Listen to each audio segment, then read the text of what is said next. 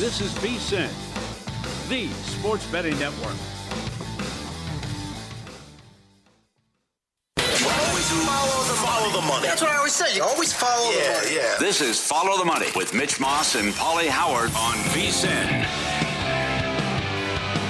Here we go. It is Follow the Money on VSiN, the sports betting network. Mitch Moss, Pauly Howard with you for the next 3 hours live in downtown Vegas from the Circa Resort and Casino. Busy program lined up today. Plenty on what took place yesterday over in Italy, the Olympic Games gold medal match. That was awesome. Obviously, congrats to Team USA. They were phenomenal, and Hellebuck was the man. We'll talk college basketball tonight. 2 big games on the docket, including what to do with Darren Peterson. Kansas at home is a small dog. NBA only 3 games, but we will dive in. Also, Nick Whalen on the program in 30 minutes. Thomas Gable from the Borgata in Atlantic City. I wonder what the handle was like yesterday for the game on the East Coast compared to out here on the West Coast with that crazy start time. And Zig Vergassi on the show as well. How do we approach the second half of the NHL? Pauly, they return. That anecdote yesterday during the game, the players now have to fly back to Miami because of the snow in the Northeast. And we have a full slate of games coming up on Wednesday night. Yeah. Can't wait to dive into that. Sure. I'm sure the Team USA guys are still drinking, too, and celebrating. So how do you feel? Minus 150. No kidding. So how do you feel? You know, it goes 46 years to the day, how the world has changed. Al Michaels had only done a couple hockey games. The game was on tape delay. The kids beat the mighty Russians. And now we exorcise the demons and finally beat Canada. And it's instant, and you're world famous right away. Hughes knows the moment. Hellebuck realizes the moment. But it becomes even sweeter after the fact when Canada starts to whine and complain. I mean, I would think that really it's like, okay, great for USA, great for the country. We get it done. We win gold. Hellebuck's the story. Hughes is the story. And then afterwards it's, well, we know who the better team was, and crying about the 3-on-3 format in overtime. It was incredible. Yeah. I didn't expect that out of Canada. I really didn't. Immediately, like the first words that I saw like on a soundbite or a quote from anybody on any team was from McKinnon, who's like clearly anybody who watched the game today knows who the better team was. That's one of the first things you got to say. I was stunned by that. Also, I mean, if we're honest, though, it does mean more to the Canadians. Mm-hmm. And I was talking to, look, I talked to people from all over the country. And in fact, one of our buddies was in Cabo. Nice time to be in Mexico right now. He was vacationing in Cabo, and he was watching at a bar with, he figured, about 100 people. And he told me, as one of the only Americans there, you could hear a pin drop. He sent me a video of it when it ended, when Hughes put the game winner, and I could hear a pin drop watching on video. And he thought, yeah, they're devastated. Like, you could see it in real time. I'm not going to rub it in. There's no point. Like, this will, and as people told me on X when I said, this is the beauty of this game, is that here we are, the drama and the level of play was speaking for itself. But then you add in the fact that these are millionaires who play in the NHL, pouring their guts out for their countries. One team is going to be demoralized for days. The other team is going to be glowing for the rest of their lives. And as some people pointed out, they actually said, Canadians are going to be demoralized for the rest of their lives. Like, that's probably a good way to look at that. Mm-hmm. But that was, was it worth waking up out here on the West Coast and watching? That was 3 hours that a phenomenal television for us. It had everything, yes. Yeah. And then how it ends, which I guess Linda Cohen is the only person who likes the 3-on-3. I still don't like. You overtime. Can't have that. I know, to decide a gold medal, and USA wins both of them. I know, incredible. But then for them to complain afterwards, that's like the equivalent in the heyday when the Lakers had Shaq, and if overtime was decided by free throw shooting, and then you lost and complained if you lost to Shaq. It's like you have McKinnon, McDavid, and McCarr. Mm-hmm. You have a huge advantage, and you lost. You didn't lose because of some rinky-dink format. Here, look at this. This is great. McKinnon misses the wide-open net with 10 minutes left. Hellebuck has the save of the decade on Taves with the paddle of the stick.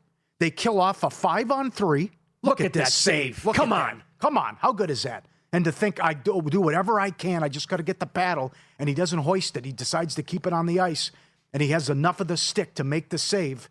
But then McCarr gambled and lost. Mm-hmm. If he wins that, it's going to be a 2-on-0. And they're likely going to win. But he gambled and lost. It became a break the other way. McKinnon didn't play the puck. They also didn't get back hard enough. And Hughes buried it and becomes a hero. That's why they got beat. I mean, there were several ways. Not some rinky-dink format. I can't believe Cooper's comments afterwards.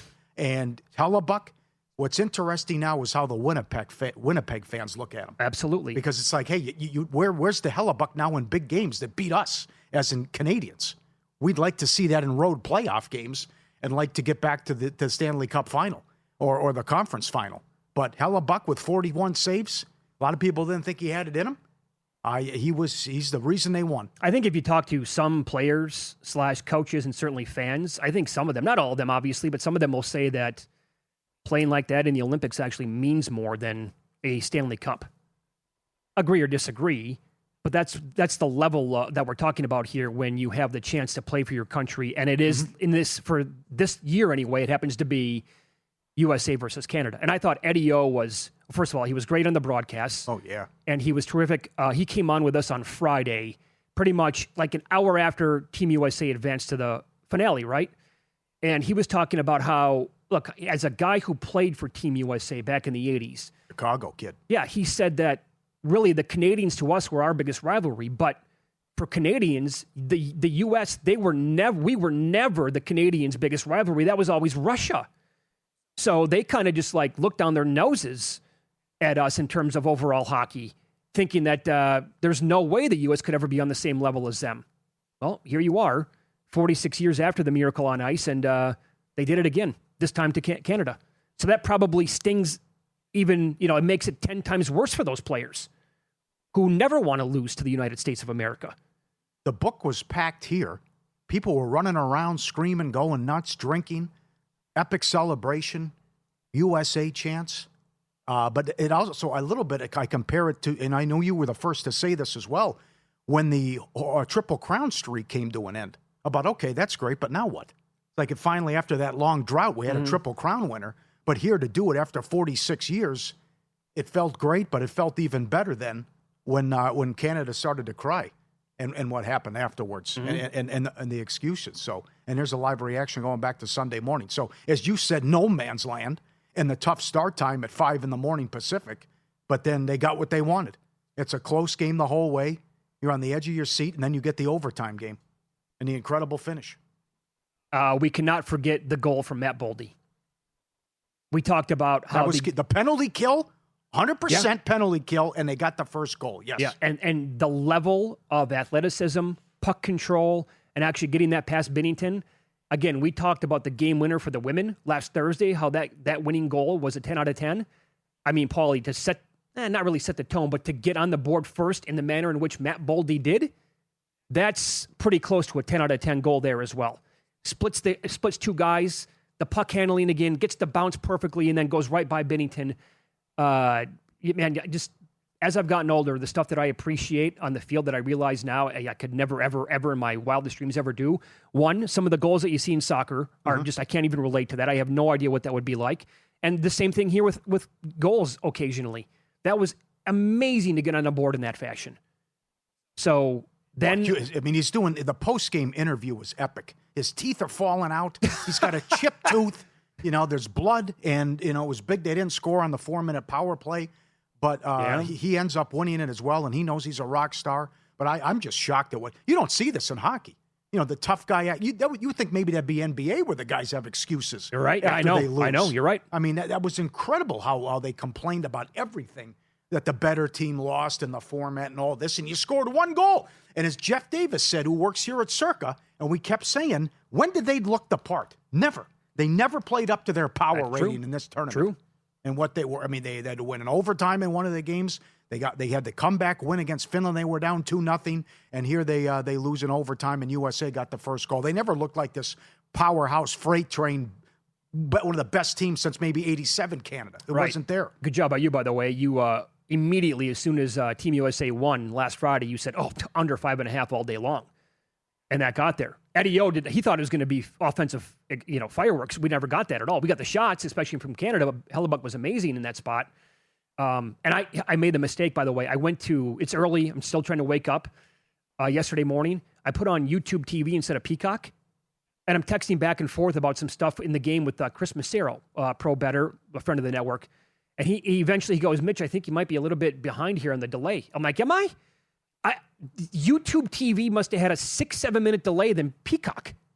Oh. The second period was 3 minutes in, and I'm like, wait, second period's here already?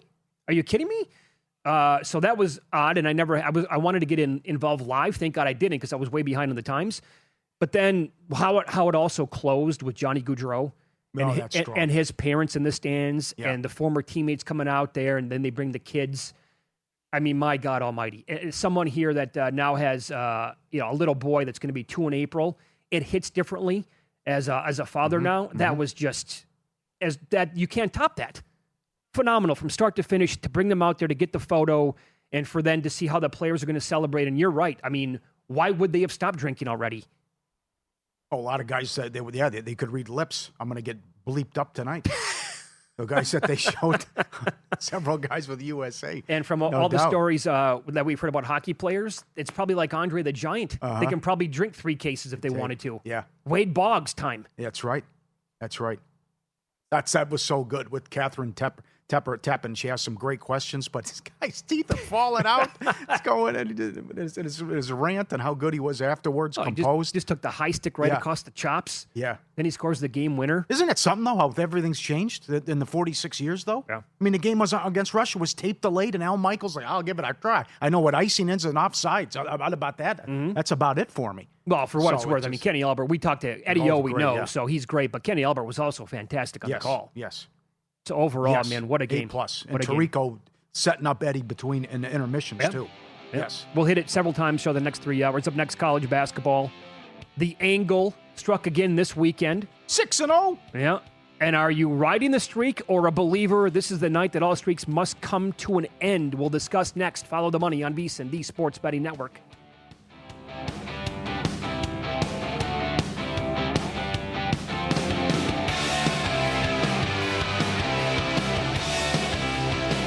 So you're listening to this podcast because you want an edge. But what if I told you you're only halfway there? You've got the mindset. Now it's time to get the toolkit to match. Here's the thing. Pro bettors spend thousands on data and tools, but what they don't want you to know is you can get the same edge for a fraction of the cost with VSiN Pro. With VSiN Pro, you get access to expert picks, public betting data, prop projections, powerful tools, analytics, and more. Tap the link in the description and see why thousands of bettors are already using VSiN Pro to cash more bets.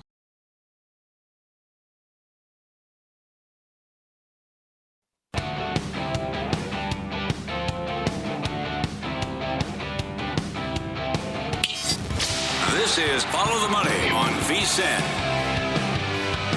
It is a small card tonight in the NBA and in college basketball, but there are some enticing games and I think some good handicapping angles as well. Before we dive in, you said this before the break. We call it the angle here. That's what Luke, our producer, has called it and nicknamed it. And he is putting out every single play, has now for weeks on his Twitter handle, @LukeDIV. Good sample size, too. That's, right. Delta, India, Victor. 6-0 over the weekend. Have you noticed anything here? Absolutely. Okay. 100%. Number one, his winning percentage. And he's up almost 80%. The 6-0 weekend. But look at the point spreads in all these games.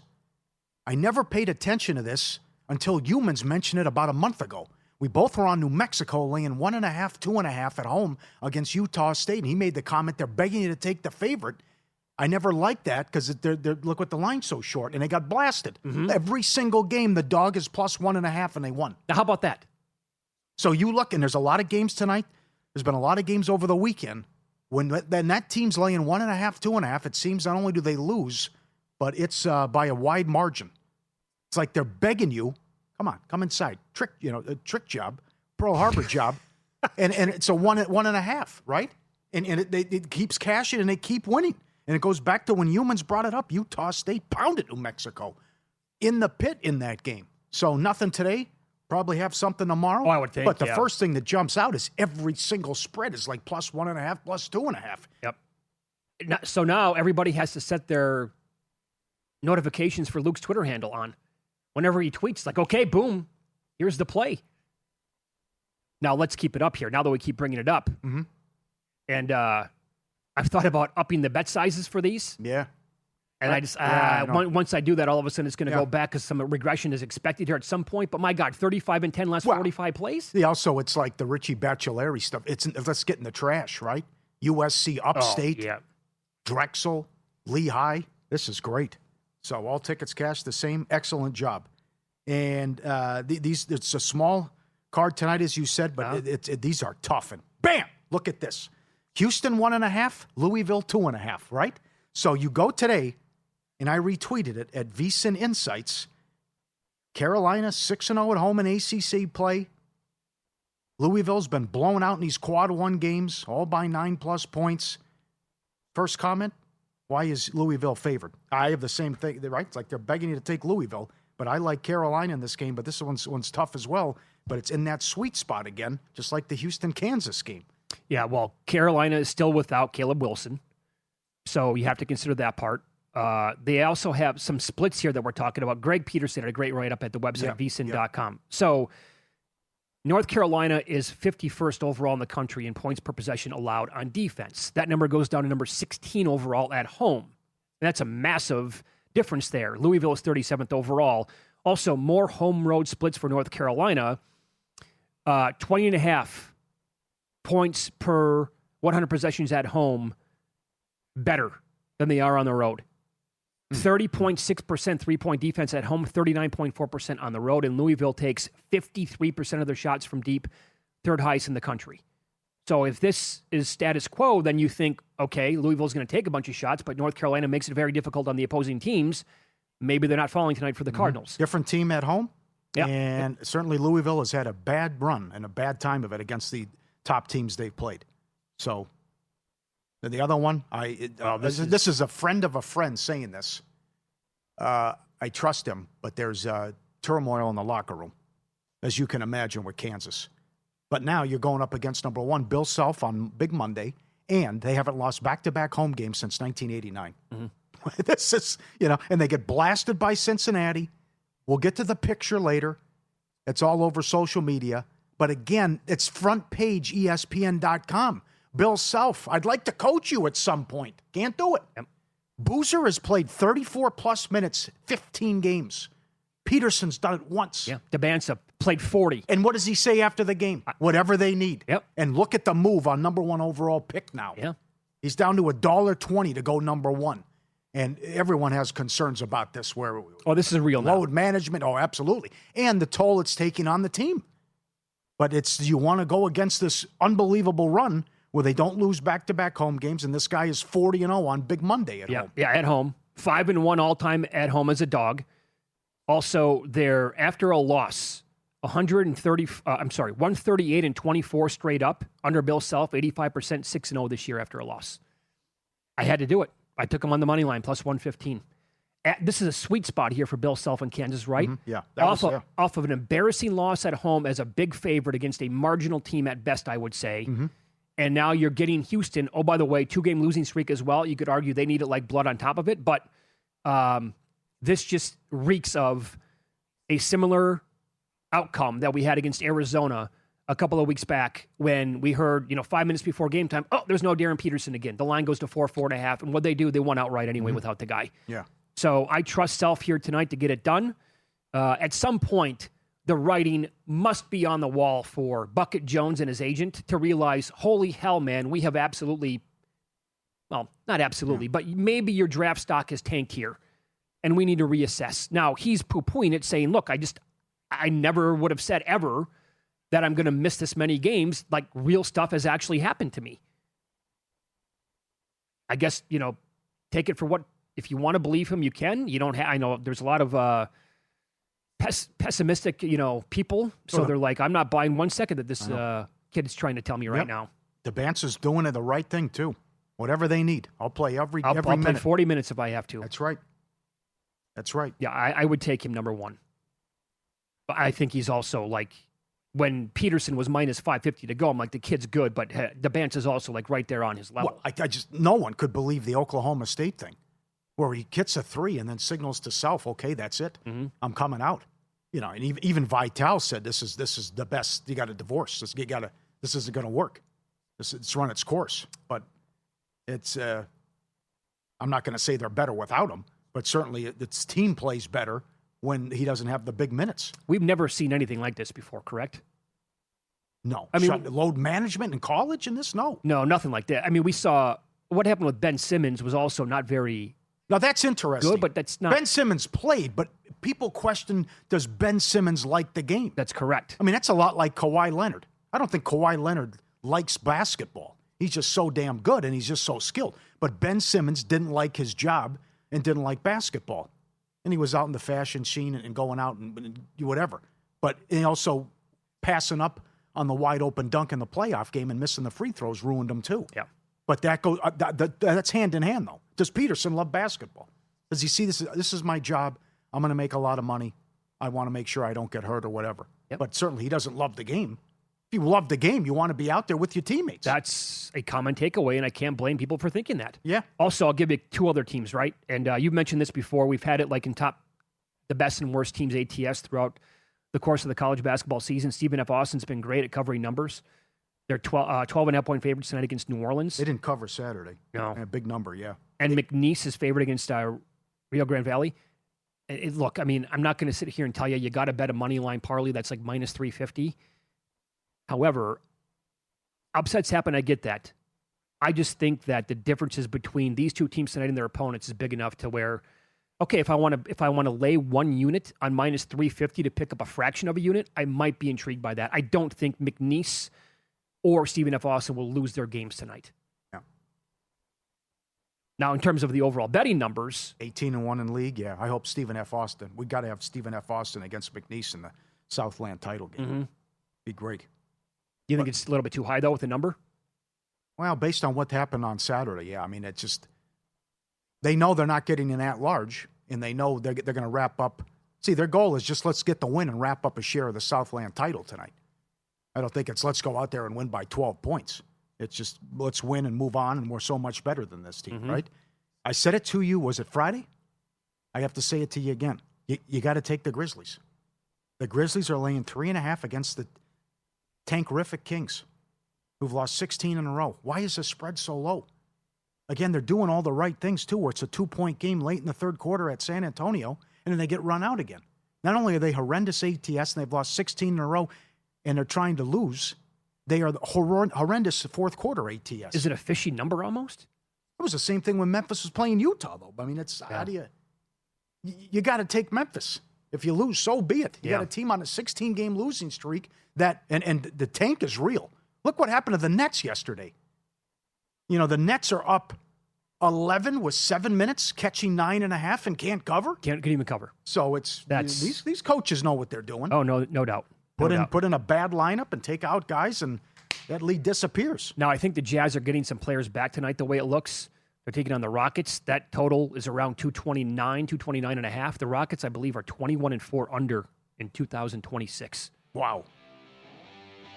They are on pace. Most offensive rebounding percentage since the 95 Mavs. It's nuts what they do on the offensive glass. Nick Whalen next, small cardigan NBA, but he'll have some player props to attack. And I have to ask, is Con Kneppel worth a bet to win Rookie of the Year?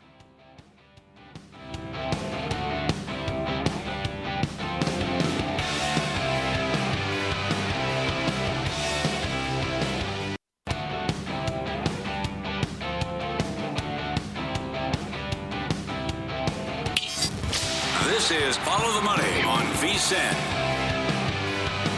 We're going to look at tonight's NBA card right now as we head out to the Progressive guest line. Nick Whalen joins the program. He is with RotoWire, now hosting Monday through Friday here on VSiN as well, 1 o'clock Eastern on Prop Points with Jeff Erickson. Nick, good afternoon. Thanks for the time. We appreciate it as always. I want to begin with this. So the Hornets lost back-to-back games after the break. Good competition, though. They lost to Houston and then a back-to-back against the Cavaliers. They were game in both of those, but they lost both. In the second game against Cleveland, Con Kneppel had 33 points, hit a bunch of threes. And then I noticed that there was an alert sent out that Cooper Flagg was going to miss the game yesterday for the Mavericks yet again. I'm like, okay, that's enough for me. Like, maybe they don't shut Flagg down completely, but I looked, the best number I can find was Con Kneppel to win Rookie of the Year at plus 450. He goes out yesterday, has 28 points and a win. Mm-hmm. They're still alive for the playoffs. Who knows? Maybe they win that division. Is that a bad bet by me, or is it still maybe worth betting him around plus 350 today? I think it could be worth it. Now, Cooper Flagg has only missed, I believe, 7 games in total on the year. So we still have some work to do as far as like disqualifying him for the award. And I don't think that's going to happen. I think Dallas ideally would probably love to rest him as much as they can down the stretch, and they likely will. But they also know it's important for Cooper Flagg to win Rookie of the Year. So I don't think they will hold him out intentionally to the point where he would miss enough games to knock him out. But I think it's also clear that the Mavericks clearly lied about this foot injury. They said he'd be back right away after the All-Star break. Mm-hmm. That is not the case. I would not be surprised if this stretches 2, 3, 4 more games. And then all of a sudden we are in dicey territory where, he could suffer a legitimate injury that actually does knock him out of contention. I also think it's worth noting that for as great as Flagg has been, like if both guys played, let's say 75 games, yes, Cooper Flagg wins this award, no question, but it's not like there's a huge gap in terms of the production. Like Cooper Flagg has been the better overall player. He's had the bigger, splashier overall games, but Knipple has had some huge moments. He's stayed healthy. He plays every single night. He's not just a 3-point shooter. It's not like he's Kyle Korver, right? He picks up his rebounds really well. He's a better defender than he's given credit for. And he's also a part of one of the best stories in the league. Like the Mavericks are just a nothing team the rest of the way, right? Any game that Cooper Flagg plays, he'll be the focal point. He'll get his numbers, but it doesn't matter if they win or lose games, and they're going to lose more than they're going to win.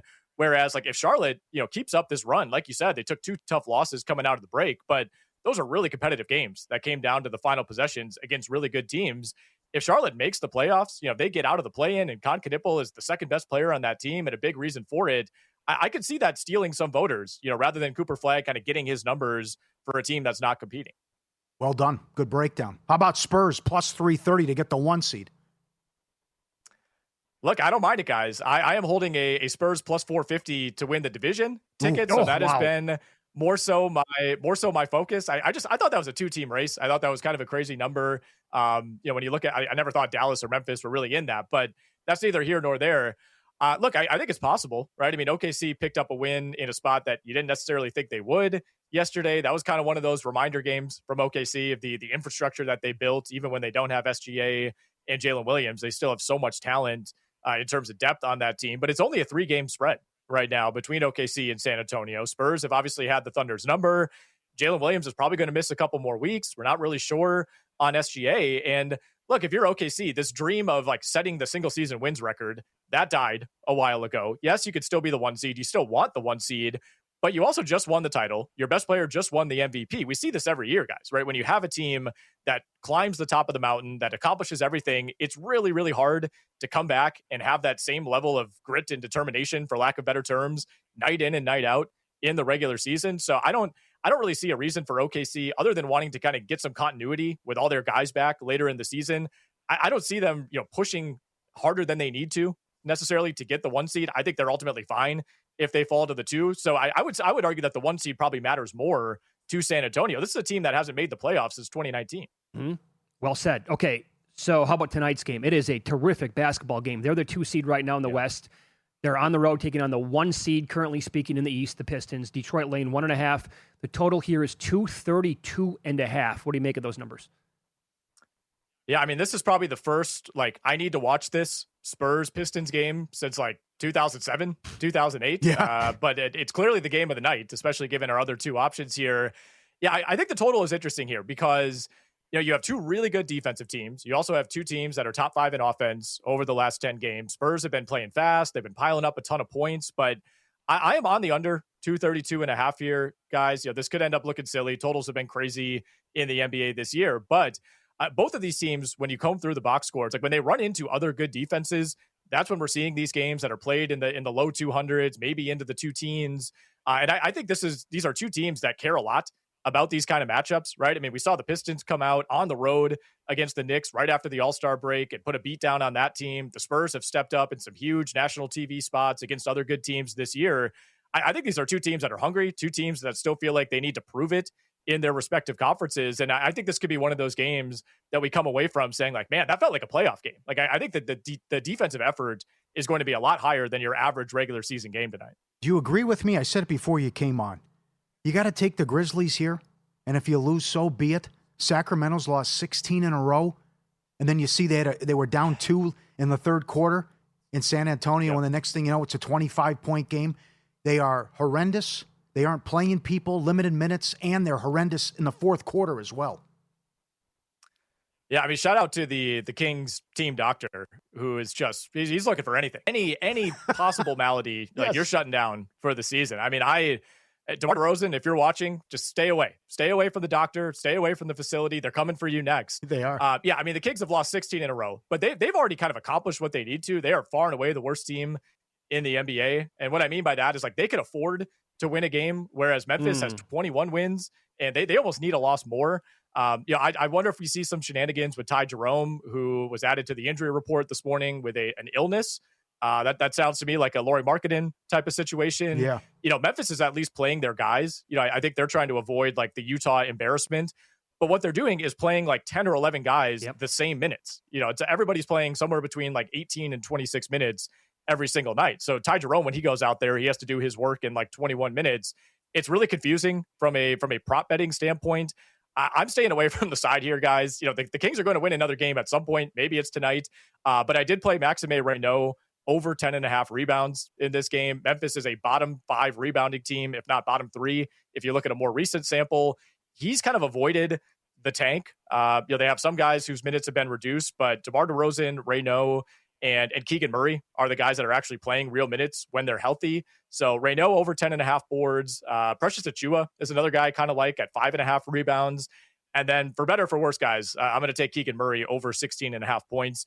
He's played 2 games since a long injury absence. He's played 32 and I think 38 minutes in those 2 games. So if he plays mid-30s against this Memphis team, he's going over. Very good. You can follow Nick on X. He is at Whalen, but use the number 1 instead of the letter L. WHA1EN. Host of Prop Points Monday through Friday right here on VSiN. That's at 1 o'clock Eastern with Jeff Erickson and also with RotoWire. Nick, awesome as always. Thank you for the time. Best of luck tonight.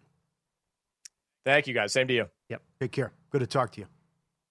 He was on the Progressive Guest Line. Well, you pointed this out a couple weeks ago, and boy, this has moved.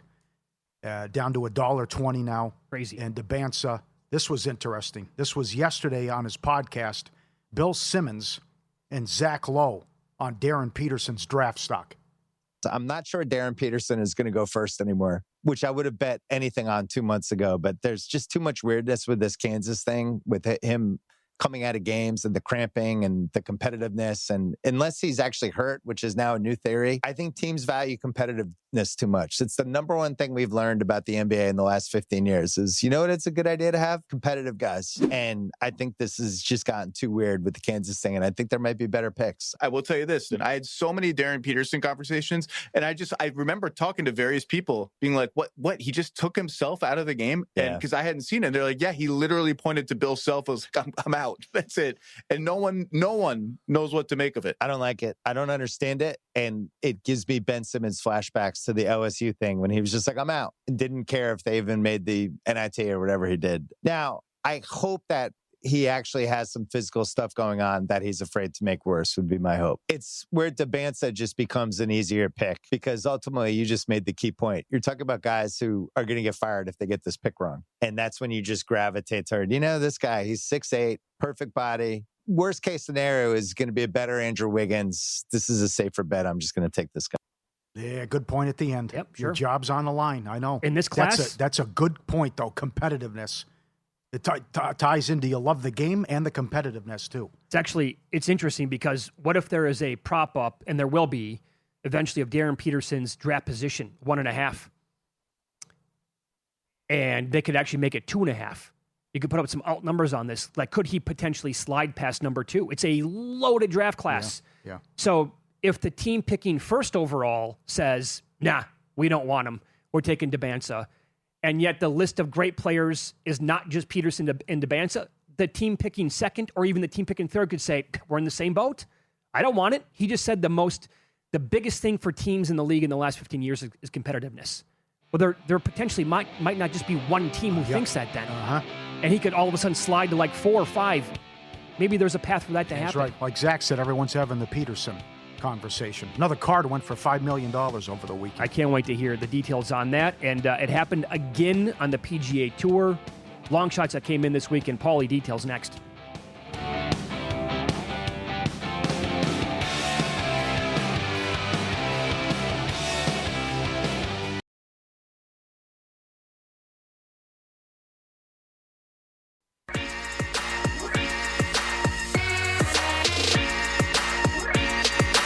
Win Some, Lose Some is sponsored by the Sharp Plays.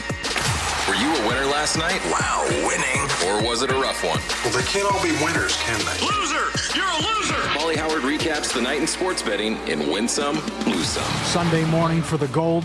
The golden goal, Jack Hughes, 16-1. First goal of the game, Boldy, 22-1. Overtime cashes, 3-1. College hoops, Saturday, Cincinnati, 4-1, buried Kansas. Florida State, plus 280. Arizona, nice win, plus 220. Western Kentucky hands Liberty their first conference loss, 7.5-point dogs. Routed Liberty. Buffalo, plus 280. Wyoming, plus 260. Premier League, draws all over the joint. West Ham, Bournemouth, plus 280. Aston Villa leads 3-1. Chelsea, Burnley, 6-1. Betting soccer's a perilous trade with the three-way. It's tough.